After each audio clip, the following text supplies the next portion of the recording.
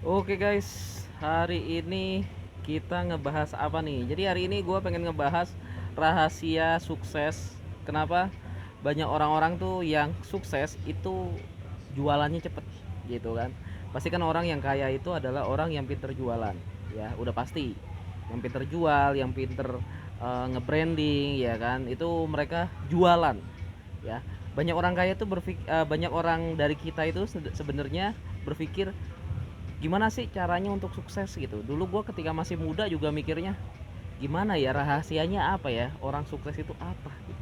Ternyata ketika gue telusuri lebih dalam, ternyata orang kaya itu bisnisnya dia harus bisa menjual, dia itu harus bisa selling, harus bisa eh, mendapatkan transaksi besar gitu ya. Bukan hanya dia punya modal banyak, bukan hanya dia bisa cari investor terus banyak terus akhirnya bisnisnya nggak jalan, ya habis juga duitnya. Jadi bukan masalah modal ya teman-teman ya. Modal itu penting, nomor yang pertama. Yang kedua itu gimana caranya untuk bisa selling ya. Kebanyakan banyak orang tuh yang punya modal besar ya, kenapa gagal ya, karena dia nggak bisa jual produknya sendiri gitu, dan dia sendiri nggak bisa menyelesaikan masalah yang dia punya. Banyak orang-orang yang dapat investor besar-besaran, startup mendapatkan investor besar, tapi ya nggak bisa jadi apa-apa karena dia nggak bisa ngejual produknya tidak laku di pasaran. Nah, ada beberapa rahasia, ya rahasia gue juga gitu ya, kenapa sih gue tuh kalau jual apa aja pasti laku guys. Ya gue kasih tahu temen-temen. Nah, perbedaannya itu bukan di jualannya guys, tapi dibeli. Ya banyak orang tuh nggak berpikir dibeli. Nah, perbedaannya apa sih? Kalau misalnya orang menengah ke bawah itu berfokusnya itu adalah gimana caranya untuk jual. Bahkan mereka berpikir gimana caranya bisa jual mahal gitu. Ya kan bisa jual mahal. Ya kalau misalnya jual mahal, teman-teman harus bakar duit untuk nge-branding. Ya bisa ya di atas harga pasar. Tapi kalau misalnya teman-teman ngelihat banyak orang tuh yang sukses itu pasti dia menjual di bawah harga pasar. Nah, untuk bisa menjual di bawah harga pasar, dia harus membeli produk tersebut jauh di bawah harga pasar. Ya, itu rasanya sederhana gitu aja, guys. Jadi nggak ada rahasia lain. Caranya gimana, Bang, supaya untuk sukses gitu ya? Caranya lu harus bisa nawar, ya. Ya, jadi lu harus bisa nawar, teman-teman. Kalau teman-teman nggak bisa nawar, waduh, susah, ya. Banyak banyak dari gua tuh di dulu ketika gua apa ya ke pasar itu kan gue belajar diajarin sama kakek gue sama bokap gue gimana caranya untuk nawar. Memang kelihatannya sederhana gitu, orang tua gue tuh dulu ngajarin untuk gimana nih caranya supaya dapat harga murah ya. Jadi kemana-mana gue selalu tanya harga dulu ya, bukan masalah kita punya duit atau enggak, karena di mindset gue adalah gimana caranya supaya kita itu bisa dapat harga yang murah. Entah gue belanja di mall, gue nunggu yang diskonan tuh. Tujuannya untuk apa? Karena itu udah terbentuk karakter gue guys. Jadi udah terbentuk. Dari beli properti gue cari yang murah. Memang cari yang murah itu ada seninya. Kenapa ada seninya? Karena carinya susah, butuh waktu. Jadi kita tuh kadang lewat, misalnya gue ke mall nih, gue lewat ke tempat-tempat itu tuh bisa 2 kali sampai 3 kali nunggu diskon. Iya kan? Tapi itu rasanya seneng banget kalau misalnya kita bisa dapat harga tuh dengan sangat murah. Itu yang pertama. Yang kedua, kalau misalnya gue beli kayak baju terus misalnya liburan, itu pasti gue cari harga-harga yang murah. Nah, tapi kebanyakan orang-orang itu malas ribet, ya malas ribet, malas ruwet, makanya ya udah dah beli beli mahal nggak apa-apa deh gitu. Nah itu mindset kayak gitu kalau menurut gue sih nggak salah, cuman kalau misalnya teman-teman mindset kayak gitu, ya udah deh nggak apa-apa, beli mahal aja. Ya udah, apapun yang lu beli pasti lu beli mahal, lu bakalan bekerja lebih keras untuk mendapatkan uang dan untuk membeli barang yang mahal. Kalau gue berpikir gimana caranya supaya gue mengeluarkan dengan yang sangat minimalis tapi produknya kualitasnya sama, seperti itu. Gue fokus gue itu adalah gimana caranya supaya gue bisa dapat harga termurah, sama halnya dengan properti gitu. Kenapa gue bisa dapat cuan gede? Ya kenapa gue bisa dapat, ibaratnya investasi itu dagingnya banyak ya. Jadi kalau misalnya teman-teman mau investasi apalagi properti ya kan, pastikan dagingnya banyak.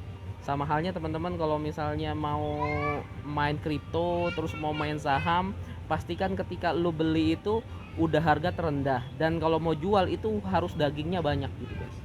Ya soalnya kan nunggu momen, ya nggak seharusnya beli terus kan. Jadi teman-teman kalau main kripto, main saham kan tuh nggak harus beli jual lagi cepet naik turun, nggak kayak gitu. Jadi wait and see, nunggu nunggu momen beli set, pas lagi tinggi lepas, tunggu dulu. Nah perbedaan perbedaan apa namanya orang yang sukses sama orang yang tidak itu dari cara dia transaksi.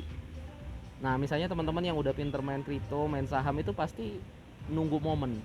Dia nunggu momen di mana harga terendahnya tuh di mana, di situ beli. Jadi untuk nembak itu sekali aja udah. Sama halnya dengan properti. Jadi kalau properti itu sebenarnya banyak banget ya. Properti itu ya yang jual itu banyak, tapi aku lebih lebih memilih ketika aku membeli properti tunggu momen di mana ya gue beli harga termurah. Misalnya contoh harga pasar 1,5, gue beli 500 juta. Tujuannya untuk apa? Supaya dagingnya banyak. Ya kan? Nggak apa-apa kita transaksi cuman setahun sekali, setahun 2 kali, setahun 3 kali, tergantung modal ya. Kalau modal lu banyak, ya mungkin kalau modal lu banyak, mungkin lu bisa beli propertinya lebih banyak. Kan kalau misalnya beli properti kan harus cash-cashan 1M, 500 juta, ya 2M gitu. Ya kalau misalnya uangnya banyak gede gitu ya teman-teman nunggu momen, bukan retail. Mindsetnya bukan retail ya. Jadi ketika gua nunggu momen, misalnya harga properti 1,5 dijual 1,3, gua lewat dulu. Dagingnya kecil guys, dagingnya cuman ya kecil banget. Harga pasar 1M ya jualnya 500, 1M jualnya dia jualnya tuh sekitar 900. Kecil, tipis dagingnya. Lu ngapain beli properti tipis dagingnya ya? Jadi ngapain teman-teman tuh beli properti dagingnya tipis, nggak ada gunanya ya, nggak ada gunanya ya. Investasi, kalau misalnya teman-teman mindsetnya investasi cuannya tipis, retail aja, nggak usah investasi, retail cuannya tipis tapi cepat. Nah mindsetnya itu teman-teman kalau mau ya sekali gebuk gede ya. Jadi kalau misalnya beli properti aku 1,5M belinya 750, 500 juta. Jadi sekali makan gede. Kalau enggak orangnya nggak mau ditawar segitu ya udah lebih baik gua nggak beli. Jadi gitu. Jadi ada kemarin tuh pengalaman barusan ini ya, baru beberapa minggu.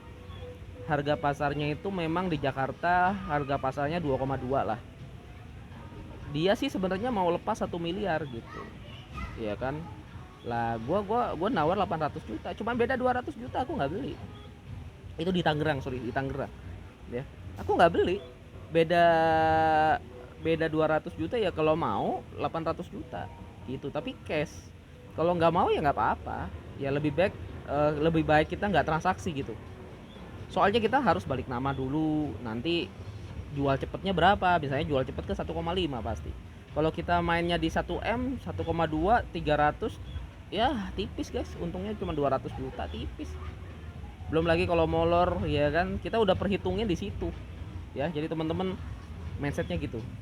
Nah, jadi kalau misalnya banyak orang gimana mikir, "Bang, ajarin gimana caranya cepet jualan, cepet laku." Bukan masalah cepet laku, guys. Ya. Gimana caranya lu bisa beli dapat produk yang harganya paling murah. Kalau lu beli produk harganya paling murah di bawah harga pasar, udah pasti cepet laku.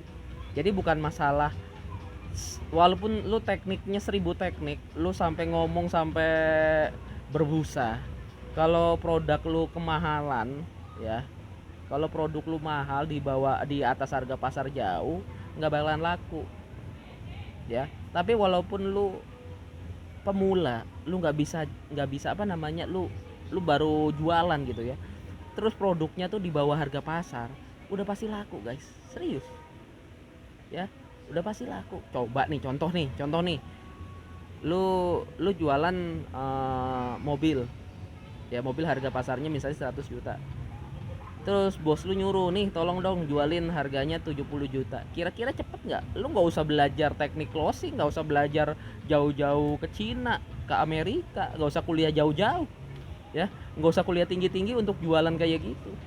Lah berarti solusinya di mana ya? Solusinya itu di harga. Gimana caranya lu bisa dapat harga termurah. Nah yang diajar berapa, yang dipelajari apa? Yang dipelajari adalah gimana caranya negosiasi yang dipelajarin, bukan cara selling. selling mah biarin aja broker. Kalau lu bisa beli harga rumah pasarannya 1 M, lu beli 500 juta, terus lu lempar ke broker, lu jual 700 juta, kira-kira cepet nggak? Cepet, udah mereka jualin gitu loh. Jadi mindsetnya tuh dipakai teman-teman ya. Nah makanya gue ngajarin teman-teman di workshopnya gue itu gimana caranya supaya teman-teman bisa negosiasi kepada orang-orang yang lagi butuh uang ya. Gimana caranya teman-teman, itu adalah momen juga ya. Jadi yang kita beli itu adalah momen, dimana momennya memang terdesak. Jadi butuh terdesak dulu. Nah terdesak supaya dia mau jual. Kalau nggak sekarang ya berarti nggak akan laku lagi, nggak ada lagi pembelinya yang punya uang cash, ibaratnya gitu ya. Jadi aku ngajarin buat teman-teman gimana caranya supaya teman-teman bisa bernegosiasi, membeli dan bernego beli barang di bawah harga pasar, bisa sampai 50 sampai 70%. Jadi kalau asetnya 1 M bisa beli maksimal 300 juta. Oke, langsung aja ke workshop. Jadi aku di workshop itu punya yang namanya gelombang 2. Yang gelombang pertama itu udah, ini besok terakhir ya, besok terakhir. Jadi kita tunggu lagi yang gelombang kedua itu Agustus, 20 Agustus. Oke, buat teman-teman, thank you, see you, goodbye. Jangan lupa ya, jangan lupa daftar cepetan sebelum terlambat tuh. Oke.